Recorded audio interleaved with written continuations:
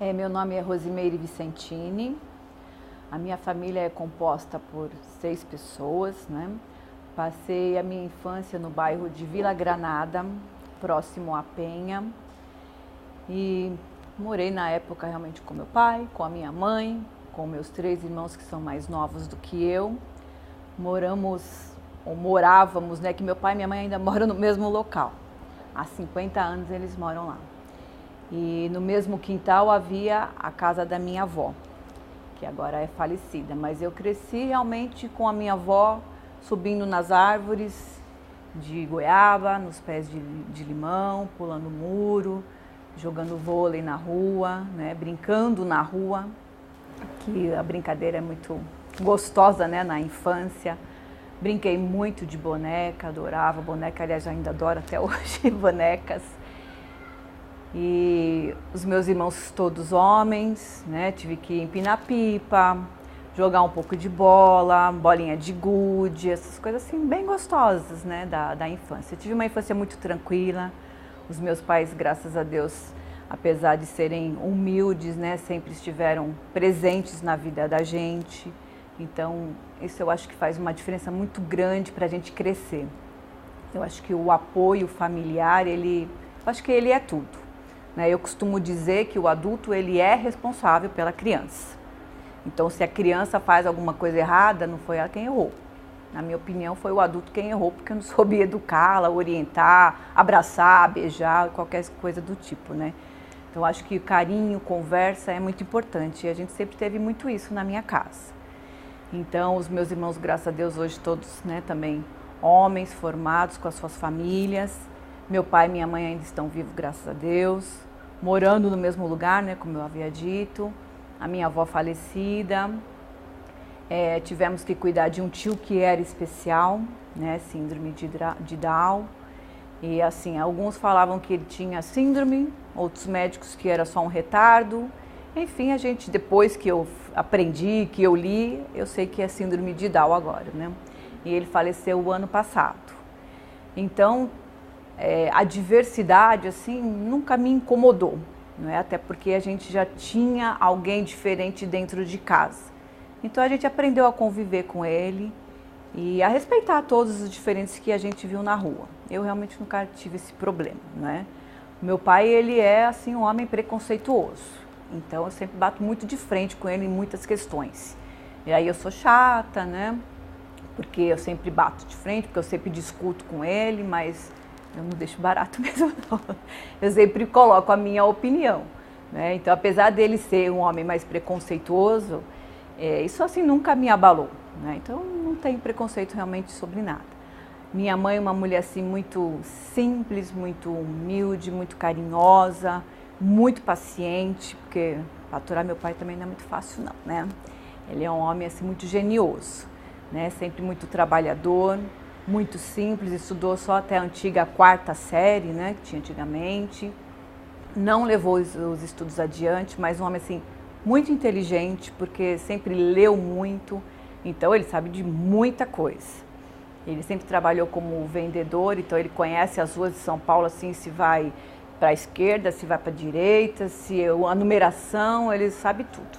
Então, um verdadeiro Google realmente ambulante. Então, a minha mãe, né, sempre assim, uma pessoa muito tolerante, amorosa. E na nossa infância, ela ajudava, né, o meu pai com a costura. Então, ela nunca trabalhou fora, porque o meu pai sempre achava que ela tinha que ficar em casa e cuidar dos filhos. Então, ele sempre deu conta. Mas ela é vendedora, inclusive até hoje, de Avon, Natura e coisas de catálogo, né? E também, quando nós éramos menores, ela trabalhava com costuras. Fazíamos, às vezes, alguns enfeites. Então, tudo que dava para fazer em casa, nós fazíamos, né? E pra gente, às vezes, montar flores, essas coisas para as crianças, isso é brinquedo, né? É brincadeira. E, na verdade, era um trabalho que ela ia buscar fora para a gente fazer em casa. Todo mundo participava, todo mundo conversava. Então, sempre foi muito agradável a minha vida, assim, com a minha família, né? É lógico, depois a gente cresce, aí a gente começa a perceber as diferenças, principalmente quando entram, né, os cunhados, as cunhadas, né, na família, né? Às vezes a gente percebe algumas Alguns conflitos começam, né? Porque você quer falar alguma coisa, o outro não gosta, mas mesmo assim a gente foi levando, não é? Bom, a minha vida na escola foi assim, muito fácil, eu posso dizer. Eu fui à escola aos 7 anos, a escola já era próximo da minha casa, então o bairro, quando eu nasci, ele já era asfaltado, com as calçadas, a escola próxima de casa, tanto a do ensino fundamental quanto a do ensino médio, então nunca tive problemas. E assim, muito engraçado da escola é que eu me lembro do primeiro dia que eu fui na escola. Eu não sei porque ele ficou marcado na minha mente, mas eu me lembro que a minha tia havia me dado uma bolsa azul, pequenininha, que tinha o bidu na frente. E eu fui com aquela bolsa para a escola. E assim, eu não me lembro de mais nada, a não ser esse fato de eu ter ido com aquela bolsa que eu havia ganho da minha tia no primeiro dia de aula. Ainda era aquele uniforme da sainha cinzinha, a camisa e a minha bolsinha azul do bidu. Então eu deve ter sido a felicidade, que eu devo ter ficado ao ganhá-la, e isso ficou assim registrado na minha mente. Mas a escola para mim sempre foi muito fácil, eu sempre fui uma pessoa muito quieta na escola, muito assim, respeitadora, nunca fui de interrogar muito, então as minhas dúvidas eu às vezes levava para casa, meu pai sempre me ajudava muito, ele era o meu dicionário ambulante, porque a gente tinha realmente pouco dinheiro em casa, então eu também não tinha um dicionário, mas ele conhecia todas as palavras. Então aqueles exercícios de procurar, os sinônimos, era ele quem me ajudava sempre. Então, nunca tive assim muito problema, não. O chato da escola era assim, você realmente não poder conversar muito, durante as aulas, você ter que realmente aprender coisas que às vezes você não sabia nem porquê, como eu me pergunto até hoje, por que é que eu tenho que saber, ou tive que aprender, ou por que tem que dar hoje equação de segundo e terceiro grau. Eu ainda não sei por que usam isso, para que se usa isso. Mas está lá nos conteúdos, Na época eu aprendi e talvez eu saiba fazer ainda. Mas outras coisas talvez eu não me lembre mesmo da matemática principalmente. E uma outra coisa muito marcante assim da minha vida escolar, quando eu estava, acho que já na 8ª série, na época, que os professores olhavam os cadernos. E aí a gente tinha caderno para redação, era o caderno de gramática, era o caderno de produção de texto. E eu me lembro que a professora de língua portuguesa, ela ia olhar o caderno em um determinado dia e eu levei tudo bonitinho. E aí ela faltou naquele dia. Só que no dia seguinte eu falei, bom, ela vai marcar uma outra data, para olhar esses cadernos. E não levei um dos cadernos. E ela só olhava se fossem com todos eles. E ela resolveu que no dia seguinte ela ia olhar tudo. E aí eu acabei perdendo pontos, porque eu não tinha levado o caderno, um dos cadernos, porque tinha que ser tudo juntinho, E essas coisas assim não faziam muito sentido, não é? Por que eu ia perder ponto se eu estava com tudo em ordem? Por que ela não podia me dar uma outra oportunidade para levar um caderno? Então, coisas assim são muito ruins. Então, isso também foi algo que me marcou muito. Uma outra coisa que me marcou foi um professor de história, que eu adorava aquele professor de história, assim, gostava muito dele. O nome dele era Omar. Eu gostava dele porque o nome dele já era diferente, ele era um homem muito alto, assim, imponente, na fala dele. Mas uma coisa que me chateou muito, um dia ele chamou a minha atenção, porque os colegas atrás de mim estavam conversando e ele olhou para trás e achou que era eu. E aquilo me chateou muito, Mas assim, eu sempre fui assim muito quieta, muito tímida, então eu só olhei para a cara dele, assim, aquilo me chateou, mas eu não respondi nada, E aí eu me lembro de um dos meus colegas falar assim, você não merecia isso, não era você, Mas ficou por isso mesmo também. Depois a gente acaba esquecendo, mas são alguns pontinhos marcantes, E depois os amigos, que a gente faz na escola, eu não tenho contato com nenhum deles, porque a gente acabou aí se perdendo na vida, A gente foi estudar. Apesar de eu ter a escola próximo de casa, para o colegial, os meus amigos não foram para a mesma escola que eu. Então, na verdade, eu fiz novos amigos lá, que também se perderam a hora que eu terminei o colegial. E aí, assim que eu saí do colégio, eu já ingressei na universidade, que já comecei a trabalhei no banco.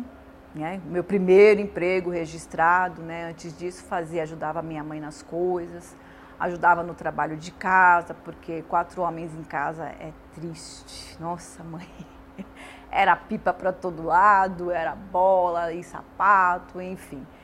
Mas eu sempre ajudei muito a minha mãe e assim, ela nunca precisou pedir, né? Eu sempre gostei muito de fazer as coisas.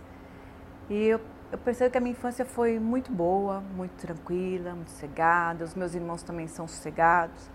Só o meu terceiro irmão, que deu um pouquinho mais de trabalho assim em casa, porque ele já era mais agitado, ele é até hoje, né?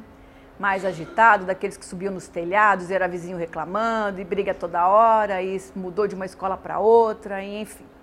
Foi o que deu um pouquinho mais de trabalho em casa, mas graças a Deus também está salvo. Está casado, com 3 filhos, tudo muito bem. E na universidade também assim, não tive muitos problemas, decidi fazer letras, porque na verdade eu queria saber muito bem inglês. E antes de ir para a universidade, um mês antes eu havia entrado numa escola de inglês, no Senac.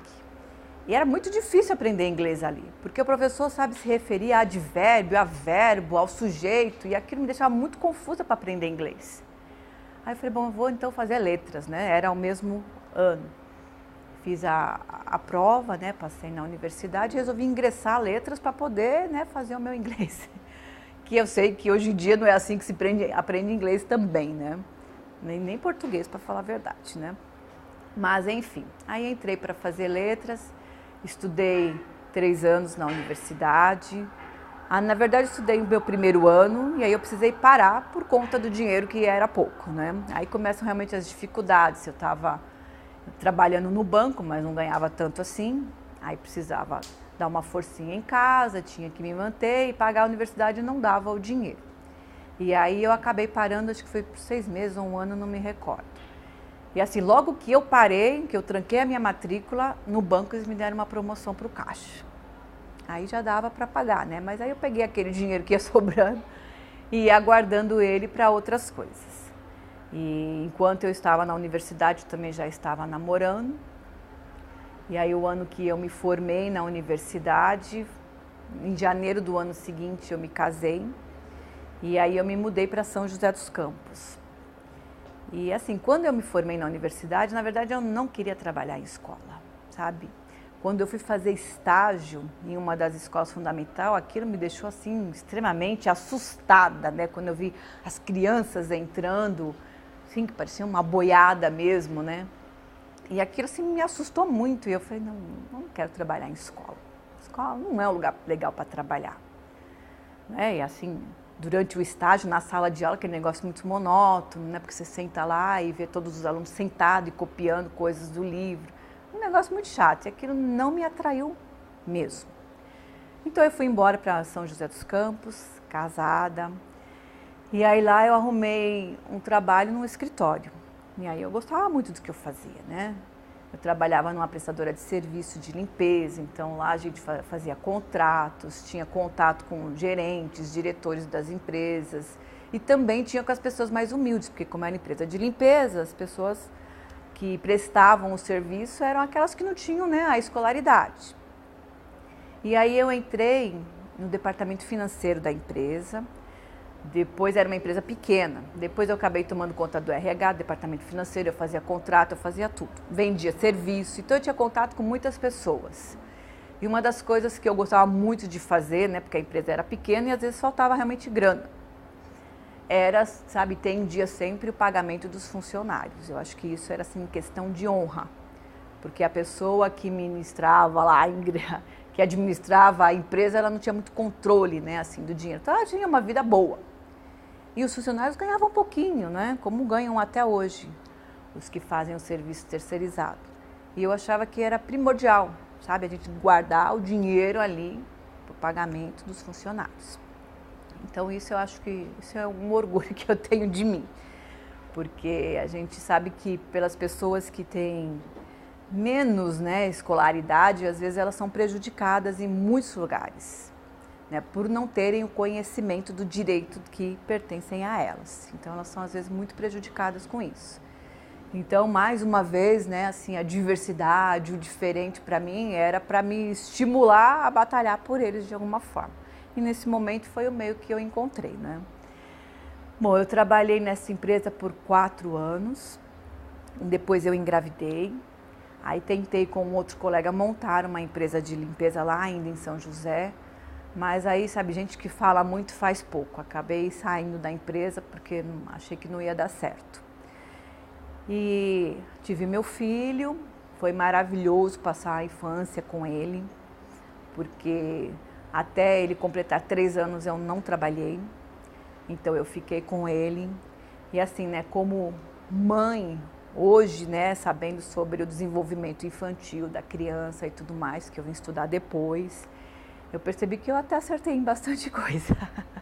Entendeu? Meu filho sempre brincava muito, eu sempre estava muito junto dele, né? Então a gente pintou junto, a gente plantou junto, e a gente mexeu em barro, então a gente mexeu na areia, a gente andava de bicicleta juntos. Então foi muito gostoso, né? Teve uma época em que eu resolvi montar uma, como vou falar, não era bem uma equipe de eventos, não, mas eu montava só a parte de decoração infantil. E aí ele me ajudava muito nisso, né? Então tudo que eu queria fazer, ele queria fazer junto. Então se eu ia lixar o isopor, que na época eu ainda usava, né, o bendito do isopor para fazer decoração, ele ia lá lixar. Se eu ia pintar, ele queria pintar. Então eu tinha a minha mesa lá no meu ateliê e ele tinha a mesa dele. Eu tinha os meus equipamentos, ele tinha os dele. Então, eu acho que isso contribuiu muito, né? Porque hoje meu filho já tem 20 anos e nós somos, assim, muito parceiros, muito amigos, né? Então, no Dia dos Pais, inclusive, ele veio, me deu um beijo, um abraço. Eu falei, mas por que hoje é Dia dos Pais, não é Dia das Mães, né? Eu brinquei com ele. Falei, você tem seu pai. Aí ele falou, mãe, mas você me ensinou muita coisa que era de pai, você me ensinou. E assim, isso me deixou muito emocionada, né? Muito feliz pelo reconhecimento dele, não é? Porque ele é um homem, ele podia realmente ter se virado para o lado do pai e na verdade não. Então ele é assim, o meu grande amigo, né? Então tudo a gente conversa, tudo que ele precisa falar, ele fala. E em meio às brincadeiras, em meio às coisas formais e informais, não é? A gente está ali sempre junto. E as conversas fluem assim naturalmente, seja para falar de sexo, de mulher e tá usando camisinha e sabe, não importa. E eu realmente falo sem ter vergonha dele, né? E ele sem ter vergonha de mim. Então ele hoje tem a namorada já, que faz 2 anos que estão namorando. Ele está no 3º ano de engenharia civil. Ela também está na engenharia civil. Então eles vão para casa, eles dormem em casa e eu sei o que eles fazem lá. E eu não tô nem aí realmente para isso, né? Mas de vez em quando eu chamo a atenção deles. E aí? Tá usando camisinha? Não esquece, né? Não é porque a moça tá tomando a pílula que a gente tem que confiar, né? Talvez seja 100% confiável a pílula, mas eu tenho que alertar ele que a vida dele vai mudar se ele tiver um filho agora, né? Eu até brinco com ele, falo, olha, se você tiver um filho, eu vou amar. Eu vou adorar ser vó, eu falo para ele. A minha vida não vai mudar nada, eu falo. Porque eu vou ter que continuar trabalhando nos meus 2 cargos. Agora, a sua e a dela é com vocês, né? Então, assim, esse vínculo familiar, eu acho que é muito importante para a gente poder crescer, não é? Então, eu vi isso no meu crescimento, né? Apesar de eu sempre ser, assim, muito tímida, hoje eu sou um pouco menos, mas ainda sou. Mas de eu ter sido, assim, muito tímida, de eu não ter feito muitas coisas, mas, assim, eu percebi que a criação que a minha mãe me deu era de muita proteção, era de muito carinho, não é? E assim, a mulher tinha um espaço menos, né, reservado. E a minha mãe, ela é uma pessoa, até hoje, que ela tem medo de muita coisa. Então, ela fica, né, fechadinha no cantinho dela, no quadradinho dela. Então, assim, o que eu deixei de fazer, que eu poderia ter avançado muito mais, sabe, ela não tem culpa de nada. Eu não tenho culpa de nada. Naquela época, o que ela sabia fazer de melhor por mim, ela fez, né? E o que eu podia dar de mim de melhor, eu dei. Então, eu acho que essas coisas têm que ficar assim, muito claras, né, na vida da gente, porque culpar os pais por um erro nosso, isso nunca deve existir. porque os pais sempre dão para nós, né, o que eles têm de melhor. Assim quanto eu, né, hoje aqui neste século XXI, com um filho de 20 anos, tento fazer assim o de melhor por ele. E os meus sobrinhos, né, eu tenho 6 sobrinhos e tento sempre também estar conversando com eles, né, os meus irmãos, um deles se separou agora, tem 2 meninas, um de 14, outro de 10, e essa de 14 é aquele conflito imenso, porque já faz 2 anos que meu irmão saiu de casa, então vive num conflito meio que familiar, pai de um lado, mãe do outro, e conflitos dentro de casa, mas eu tô lá, firme, forte, conversando sempre, tentando, sabe, mostrar amor, carinho, né? Tanto que ela está na minha casa hoje e ela falou pra mim assim, ontem sobre um namorado. Aí ela falou, tia, você é a única pessoa que eu falei do Tiago, que é o nome do namorado, você é a única pessoa que eu falei dele até hoje. Eu falei, que bom, né? Pelo menos você confia em mim para falar. Então, eu acho que ter essa liberdade para conversar, né, com os pais ou com uma pessoa mais velha é muito importante, né, para os adolescentes principalmente. Nessa fase de 13, 14 anos, a gente sabe que a vida deles é meio conflitante, né, que os hormônios estão assim borbulhando dentro deles, né, e aí querem fazer um monte de coisa e aí falta às vezes o dinheiro para fazer, falta apoio, né, então falta bastante coisa e a gente ter o abraço neste momento, eu acho que é bem importante. E a minha vida, assim, né, sempre foi baseada realmente no amor, né, porque, como eu disse, meu pai, apesar de ser turrão, ele também nunca nos maltratou, nunca bateu, então eu acho que tudo isso é muito legal, né, da gente viver assim em meio do amor, apesar das broncas, a bronca sempre era de falar. Não que a gente não tomava umas chineladas de vez em quando, mas nada que eles falam, nossa, sabe, eu apanhava muito, não. Na minha casa isso nunca aconteceu, no meu filho também eu nunca bati. Então essas coisas são assim muito importantes, fazem a gente caminhar com uma determinação diferente, faz a gente se sentir mais seguro na vida. Então essa é a visão que eu tenho hoje. Então eu vivi casada por 7 anos e depois eu me separei.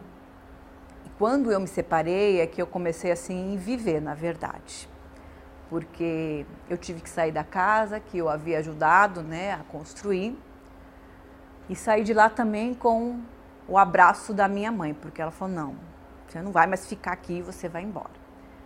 Porque em 3 meses que eu descobri que eu não era mais bem-vinda no casamento, eu já tive que sair da minha casa. E vim morar com a minha mãe, não é? A casa da minha mãe é uma casa menor do que a casa que eu tinha, mas assim, apesar da gente não ter o conforto, eu sempre não teve o conforto material, eu sempre tive o conforto espiritual, sabe? Minha mãe é uma pessoa de muita fé, e aí eu me transformei numa pessoa de muita fé também, né? Então a gente sempre procurou essa base, amor e fé. E depois que eu me separei, eu fiz muita coisa. É lógico que quando eu me separei, eu desabei, porque... Então, o meu casamento sempre foi um casamento tranquilo, foi uma convivência de 13 anos, na verdade. E um dia ele chegou para mim e falou, eu não gosto mais de você. Como assim? A gente nunca discutiu, a gente nunca brigou, a gente vivia em plena harmonia. E o dia que ele me disse isso, eu desmontei, o meu chão, sabe, fez um buraco fundo. E aí foi muito difícil, foram 3 meses mesmo, assim que, sabe, você conversa e você tá errado. Tudo que você fala, você tá errado. E aí eu falei, puxa, e agora, o que eu vou fazer? E um dia minha mãe foi à minha casa e ela me puxou pelo braço e ela falou, não, hoje você vai embora comigo, não adianta você ficar. Porque o meu filho já estava com 3 anos, eu morava em São José, eu não trabalhava há 3 anos. Então, assim, eu fiquei realmente perdida. Eu vou fazer o quê? Como é que eu vou reconstruir a minha vida? Então, lá não dava. Eu tinha que vir para perto da minha família, porque eu tinha o meu filho de 3 anos. E aí ela me trouxe realmente assim pelo braço, porque neste dia o meu ex-marido estava lá e ele falou assim, não vai, fica. Mas como assim eu vou ficar, né? E eu realmente gostava muito dele ainda, né? Aquilo para mim foi assim o fim do poço. Aí ela falou, não, a minha filha não vai ficar. E essa fala assim foi muito, né? Foi a fala que mudou e que transformou a minha vida. entendeu? E aí eu vim embora para casa da minha mãe com umas roupas só do meu filho e minha. E aí eu vivi lá por uns 6 anos, mais ou menos. Depois eu consegui comprar a minha casa, que foi quando a gente vendeu a casa de São José, e aí eu comprei a minha casa, próximo da casa da mãe, lógica, né? E quando eu mudei para lá, meu filho tinha 10 anos. E a minha mãe, assim, ela foi o meu porto seguro. Porque o meu filho hoje, eu falo que ele é o homem que é graças a ela. Porque eu estava meio que balançada, né? E ela estava firme. E eu precisei sair para trabalhar. E aí eu olhei para os lados e eu falei, aonde eu vou trabalhar?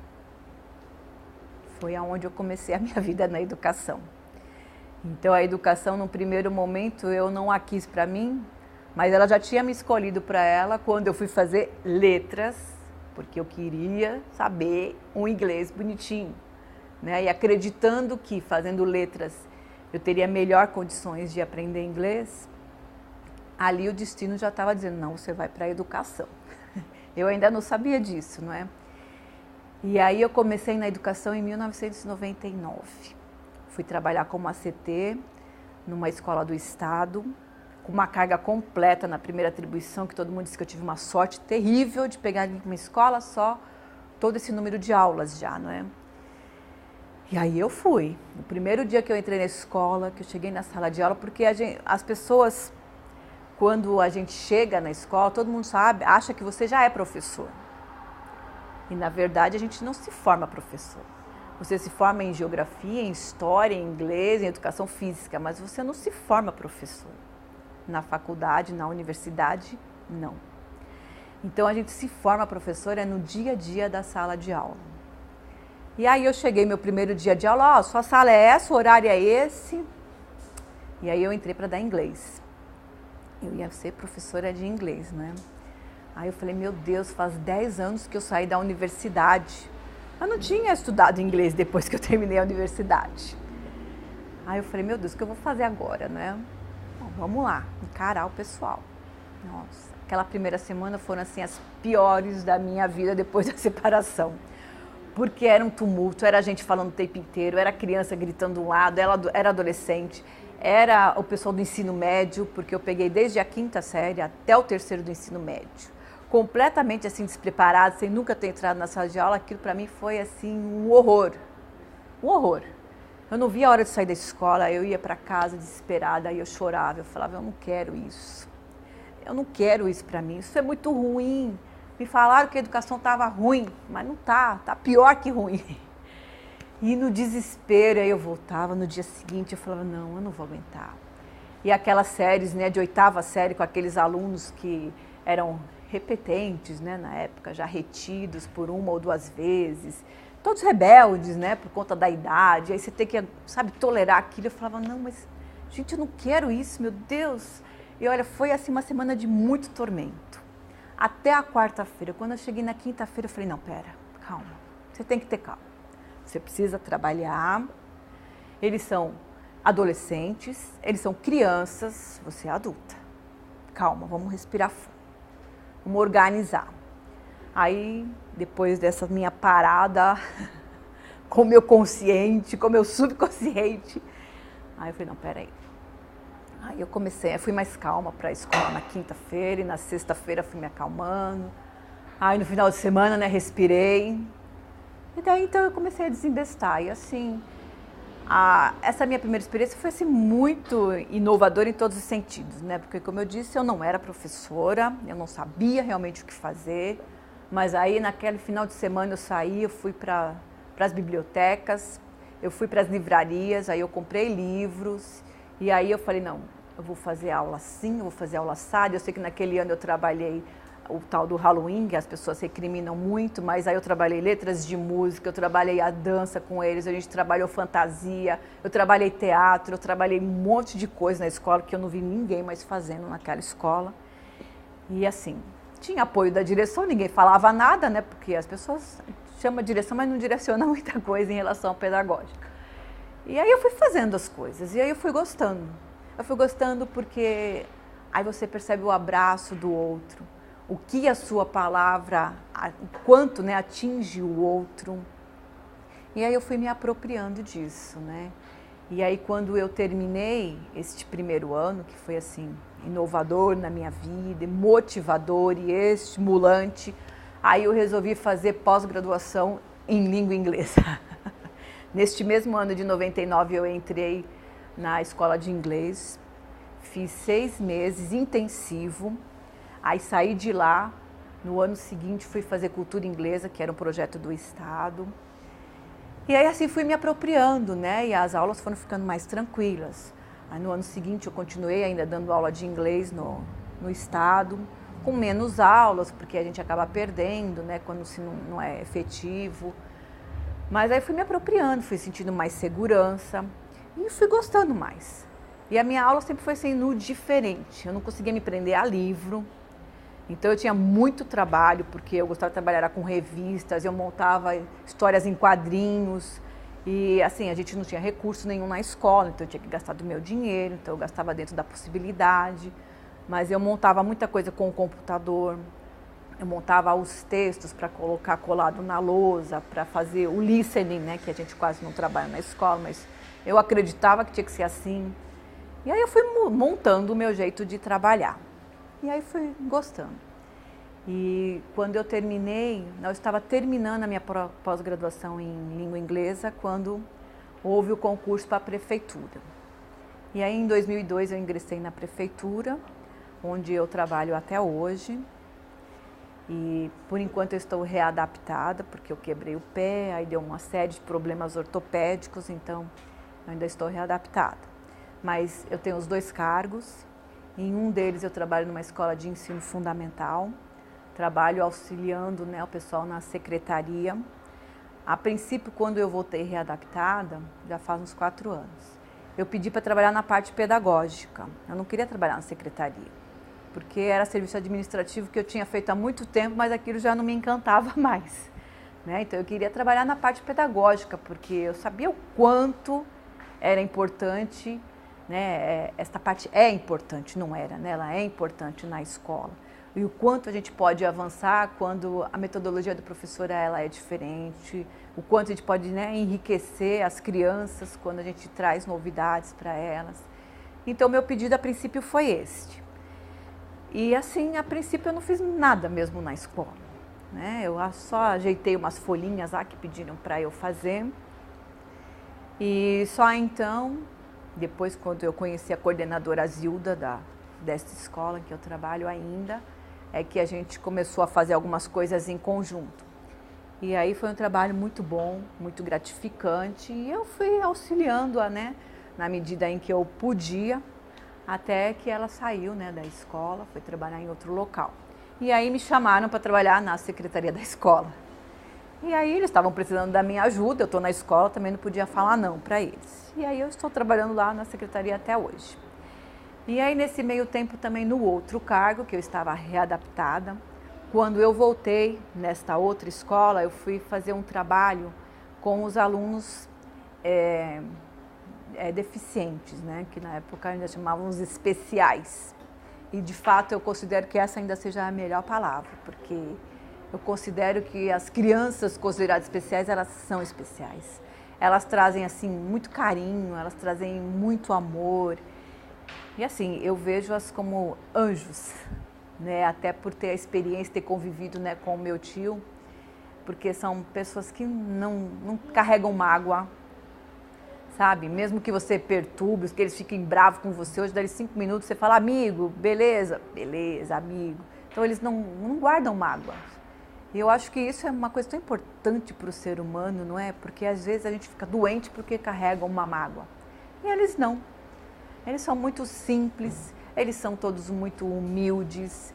Então, sabe, o especial nesse sentido, de conseguirem coisas que nós, normais, não conseguimos fazer. Então, essa para mim é a melhor palavra. E aí, nesta escola, eu comecei a fazer um trabalho com esses alunos. Então, eu os tirava realmente, né, da sala de aula por 1 hora e meia, todos os dias. E lá eu trabalhei com síndrome de Down, com uma outra que realmente eu não sei qual era o laudo, porque assim, o laudo, às vezes as escolas fazem muita questão de os ter, mas eles não servem para nada. Porque às vezes o que tem no laudo não é o que está ali na tua frente, não é? Mas essa criança em especial, ela me chamou muito a atenção porque ela já tinha 13 anos, ela não conseguia escrever o nome dela, ela não sabia a primeira letra do nome, que era William, então era uma letra difícil mesmo, né? De você, né, deixar a criança se apropriar, porque não é como a letra A que você fala, é A de amor, né? É de quê essa sua letra do nome? Mas assim, foi um trabalho bem legal que eu fiz com ele. Eu tinha uma moça com síndrome de Down e outros assim sem laudos definidos, né? E foi muito gratificante fazer o trabalho com eles, porque eu fui aprendendo a lidar com eles, não é? E esse menino em especial, ele conseguiu escrever o nome dele, ele não tinha coordenação motora para nada. E aí assim, os professores da sala vinham me contar, poxa, mas o que você está fazendo? Porque ele agora consegue pintar dentro do desenho, ele não conseguia fazer isso. E ele tinha uma memória assim muito, sabe, curta. Então, às vezes eu passava um filme, desenho para ele, e às vezes, né, ia recordando o que está acontecendo, às vezes ele não conseguia contar. Mas a gente eu percebi que o trabalho com ele tinha que ser assim, muito direcionado e tinha que ser no dia a dia. Todo dia a gente escutava a música do alfabeto, por exemplo, que eu levava meu celular e eu ligava o YouTube do celular e eu trabalhava com ele ali. Né? Então tinha lá a música que era do A, B, C, D. E todo dia a gente escutava aquela musiquinha e a gente ia cantando. Né?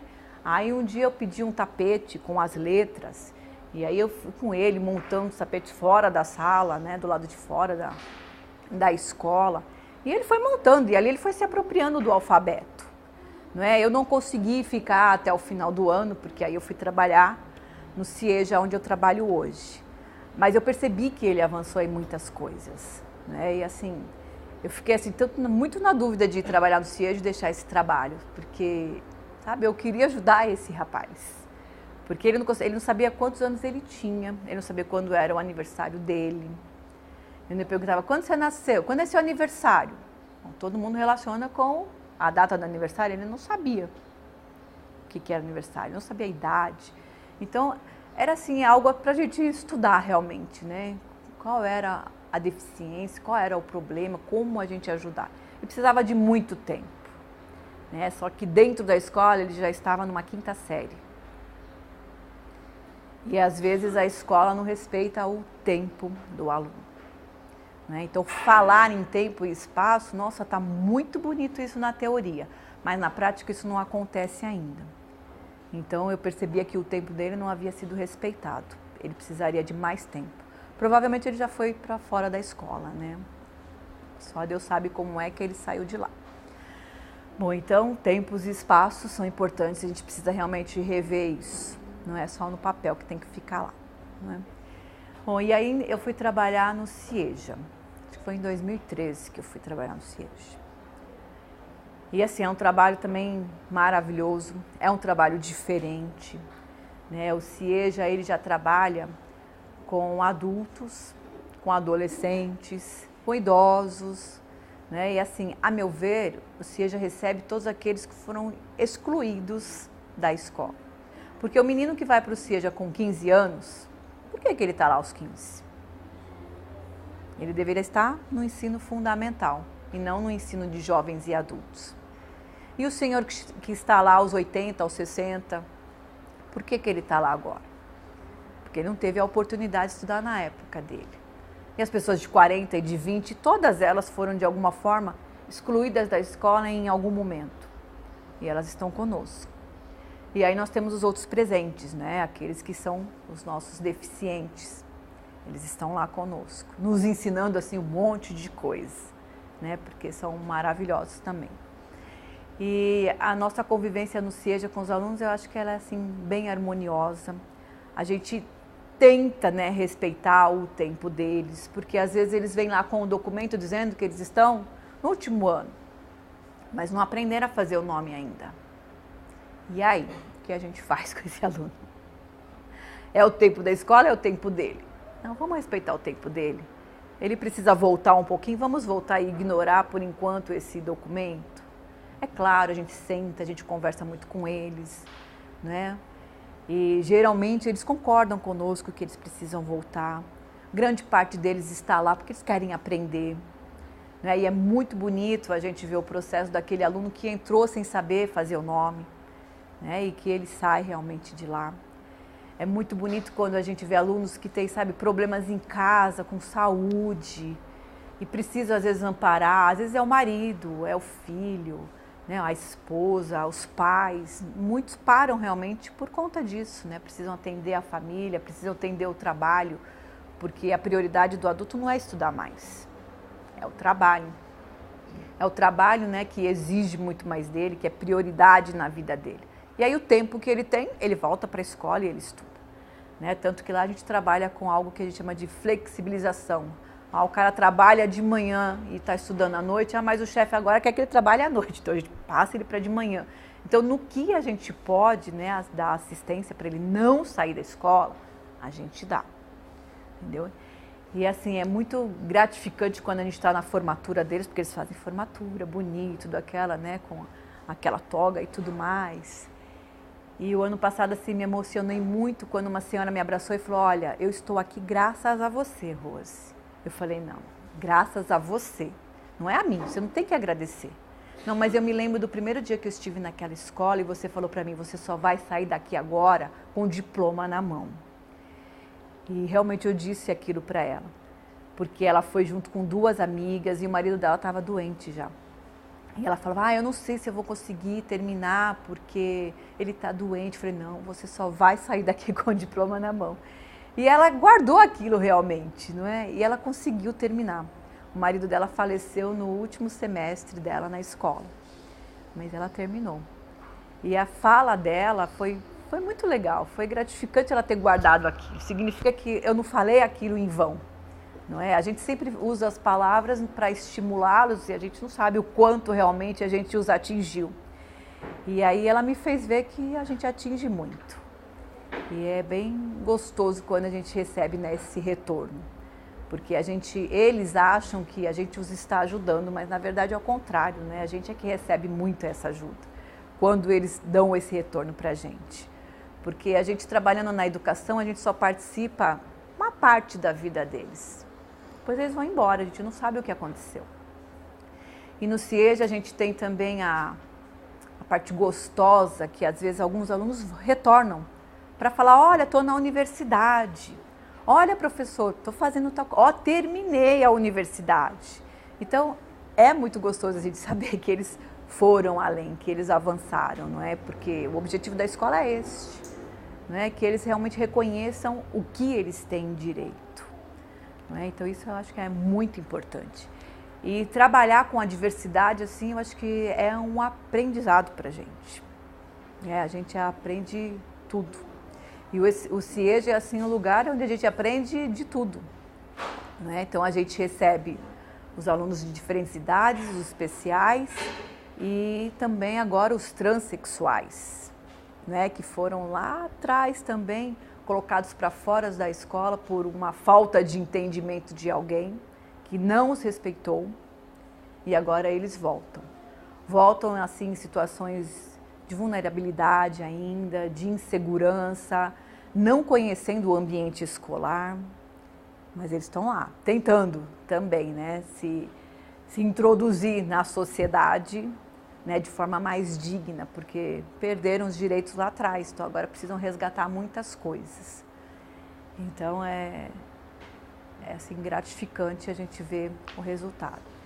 E eu acho que quando a gente estuda, a gente ganha conhecimento, a gente ajuda mais, não é, o nosso aluno. E a gente também não pode esquecer que trabalha com os professores, que precisam de formação todo dia. Porque com um público diversificado desse, a gente precisa ter conhecimento, né? Então, quando a gente se propõe a fazer um curso, é para ajudar o nosso aluno. A escola, ela tem sempre o objetivo, né, eu acho que de manter o aluno.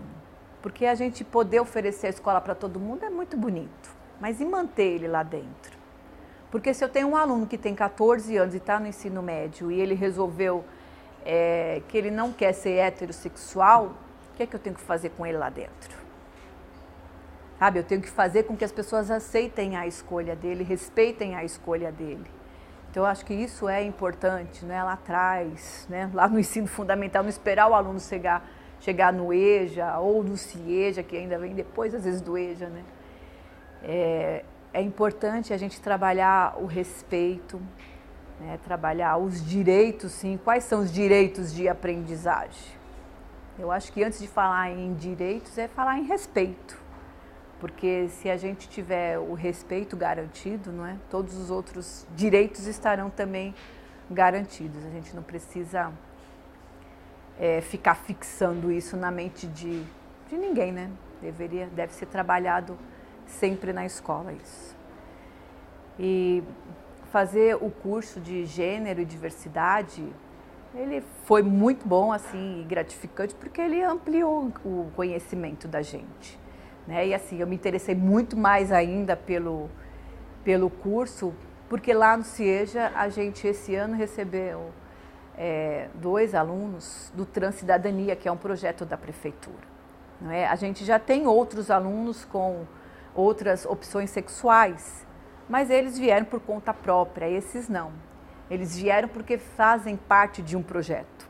Então, para estar neste projeto, eles precisam estar estudando. E eles vieram assim, armados, né? Porque todo mundo que olha é porque está olhando, porque não gostou deles, porque não gosta do jeito deles. Então, fazer o curso me ajudou muito nesse sentido, porque a gente percebe só o que eles querem, eu acho que é o que todo mundo quer também, é ser acolhido. Só que mesmo sabendo disso, acolher esses 2 em especial, assim, foi muito difícil, entendeu? Foi muito difícil. Porque eles não conhecem, né, o ambiente escolar. Então, eles entraram com as armas todas e queriam brigar com elas lá dentro conosco. Então, o meu olhar, a minha fala era sempre entendida como, assim, algo ruim, né, para eles. Então, a gente trabalhar isso é muito difícil. Então, a gente precisa ler, a gente precisa realmente conhecer mais para poder lidar com certos assuntos. Então, eu acho que, sabe, estudar é sempre muito importante, porque quando a gente se propõe a fazer os cursos, não é só para a gente. O conhecimento que a gente retém é para a gente usar com o outro. E o outro, eu acho que acaba entendendo um pouquinho, né, desse nosso estudo, porque aí a gente vai, sabe, amansa um pouco mais a fala na hora de chegar com o outro. Se a gente percebe que o nosso olhar não está agradável, a gente desvia o olhar, não é? A gente vai aprendendo algumas coisas, né? E para trabalhar com a diversidade, assim, não é fácil, não é? A escola, ela nasceu dentro de uma caixinha e ela parece que continua, né, ainda dentro de uma caixinha. Então, assuntos como gênero, principalmente, ele precisa ser trabalhado desde o primeiro ano, né? Desde a EMEI, na verdade. Porque as crianças, quando elas têm uma opção sexual diferente, né, as pessoas, na verdade, elas já vêm lá da infância já. Elas não mudam, porque elas viram que a mulher tem um cabelo mais bonito, eu quero ser mulher. Ah, não, o homem tem cabelo mais bonito, eu quero ser um homem. Então, eu acho que as coisas não fluem assim na vida das pessoas, né? Elas já crescem com algumas coisas. Por exemplo, no caso dos transexuais, já nascem assim. E cabe a nós, seres humanos, respeitar o outro. Então, acho que respeito é a base para tudo. E eu acho que a escola ela realmente precisa trazer todos os assuntos aí da diversidade para serem trabalhados dentro dela. É claro, sabe, trabalhar sempre de forma respeitosa, porque as pessoas ainda não entendem toda essa diversidade. Então, a gente tem que trabalhar assim com muito cuidado. Então, eu vim conhecer a história delas assim, recentemente, porque, como eu disse, elas não queriam ser acolhidas por nós. Estava muito difícil a nossa conversa, era assim, um embate terrível. Então, eu sabia o que elas queriam, né? Assim, falar, mas elas não estavam seguras ainda. Só que aí, sei lá, uns 40, 50 dias, são 2 trans que são gêmeas, tá? E uma delas acabou sofrendo agressão física. muito violenta. E aí a outra me ligou, porque o Transcidadania está ligada à frequência delas na escola. Se elas não tiverem frequência, elas não recebem o valor lá estipulado. E aí uma delas me ligou, ela sofreu agressão física de no domingo, no sábado, e assim, quase morreu. E aí a outra me ligou, Rose, o que eu faço? Olha, me ajuda, né? Eu não quero perder outra cidadania, eu não posso perder isso agora. Eu falei, calma, tenha paciência, né? E aí ela me contou como é que foi, mais ou menos, porque ela não estava junto com a irmã. A irmã foi separar uma briga de outras duas trans e acabou apanhando e jogaram no rio e coisa assim, foi muito violenta mesmo. E aquilo assim mexeu muito comigo, muito, porque eu já estava assim, meio que sensibilizada com a presença delas lá, elas não deixarem de chegar, sabe? Porque eu sei que é uma conversa que resolve muita coisa, né? E elas não deixavam a gente chegar, então, sabe, elas já me atraíam por conta disso, porque eu tinha que achar um meio de chegar nelas. E aí esse foi o motivo, na verdade, porque aí a que me ligou, né, começou a perceber que podia confiar mais em mim. E aí ela falou, eu não vou poder ir na escola agora. Eu falei, não venha, fique, ajude a sua irmã, não é? E aí no que eu puder aqui te ajudar, eu vou ajudar. Coincidentemente, no dia seguinte tinha uma reunião no Transcidadania.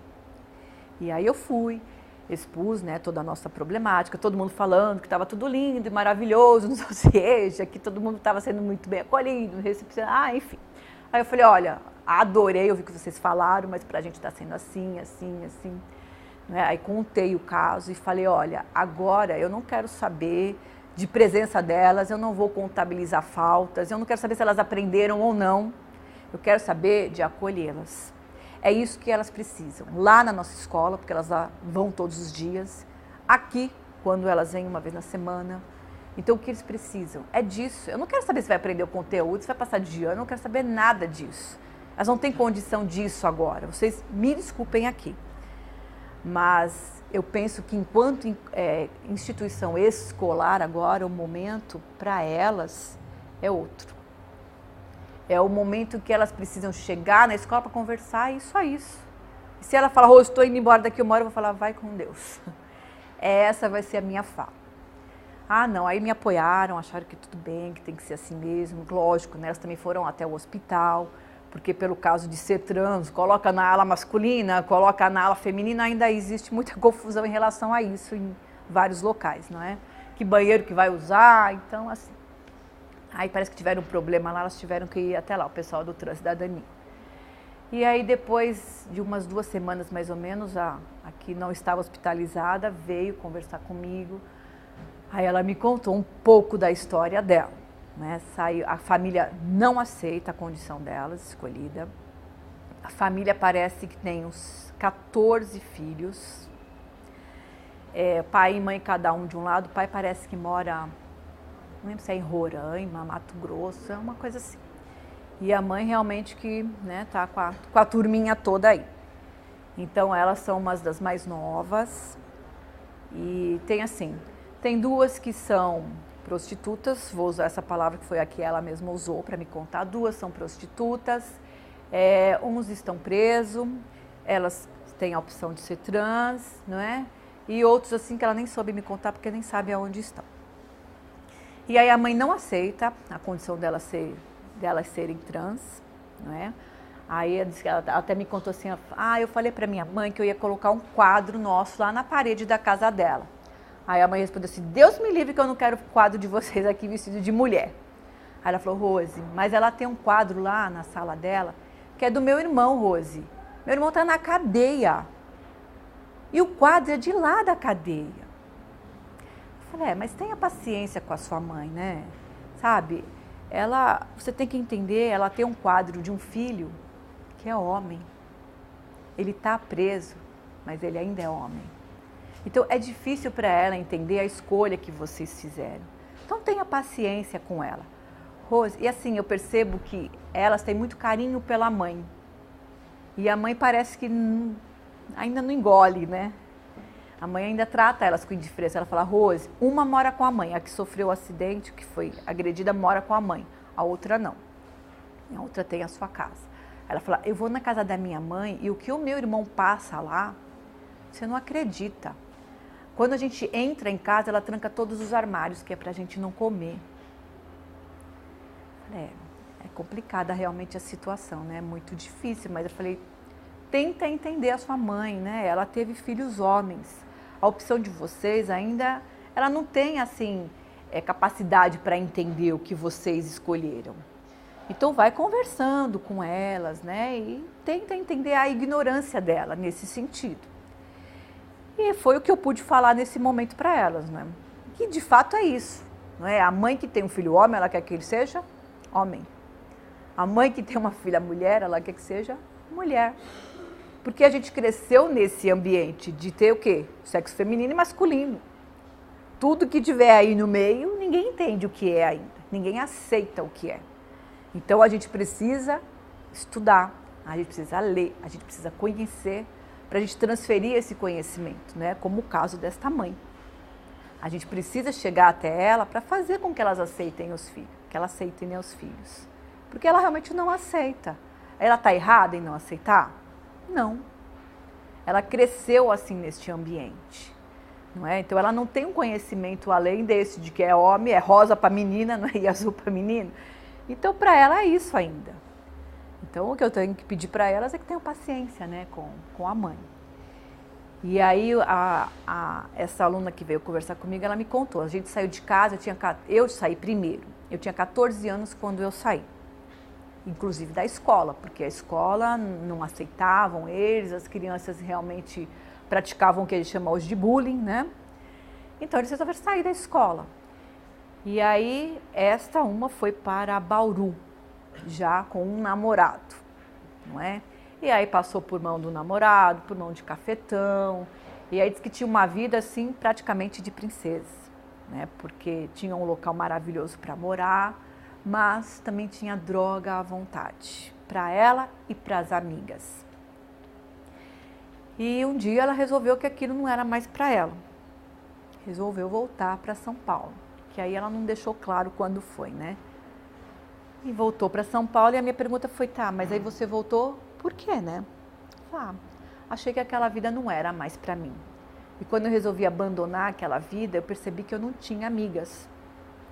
Né? Porque enquanto ela ia para as boates, né, tinha tudo liberado, as bebidas, as drogas. Ela falou, Rose, o traficante colocava para mim a droga em cima da mesa e falava, quanto você vai querer hoje? E a gente pegava o que a gente queria. E ela pegava para ela, para as amigas todas, né? E bebiam, enfim.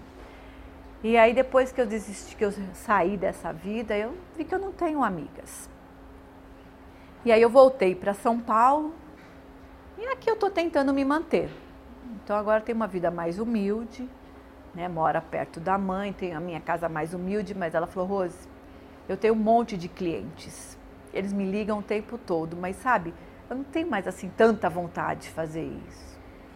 Então é por isso que é importante voltar a estudar, porque o estudo te traz outras possibilidades, não é? Você pode fazer outros cursos, te traz mais dignidade, não é? Então é importante a gente voltar para a escola. Ah, eu sei, Rose, mas é difícil porque eu não consigo aprender. Aí eles começam, né? Porque a estima está sempre lá embaixo. Então, assim, a gente precisa de mais conversa antes de pensar em qualquer conteúdo, em qualquer nota, em qualquer presença, né? Precisamos de mais conversa para poder trabalhar a estima. Porque a escola precisa trabalhar com o ser humano, não é? No todo. Não é só no português, na matemática, na educação física, etc. A gente precisa do ser humano como um todo. E neste momento eles precisam de carinho, de abraço, de palavras. Aí elas ligam, né, às vezes, lá para, como elas não estão indo com frequência, ligam, oh, que saudade de você, eu falo, vem aqui me ver, a gente conversa um pouco. Aí a gente está nessa, troca de telefone, conversa muito pelo telefone, mas eu já percebo que a gente estabeleceu confiança. Não é? Então eu só fico assim chateada que precisou de um motivo muito grave para que isso se estabelecesse. Mas foi assim que foi estabelecido, entendeu? E a gente percebe, né, que é uma vida muito dura, uma vida realmente de exclusão total. E agora elas também acabam percebendo isso, né? Porque quando ela fala, eu vi que eu não tenho amigas. Então, você olhar para os lados e não ter ninguém é complicado de você reconstruir. E precisa reconstruir, né? A gente não pode se deixar abater. Então, aí já vem aquelas falas, eu pensei até, sabe, em fazer besteira, né? Acabar com a própria vida. E aí você tem que conversar de novo, falar que não é assim. Enfim, entendeu? A gente vai conversando. Eu acho que a mensagem é que a educação, ela é assim, essencial para todo mundo realmente dentro da escola.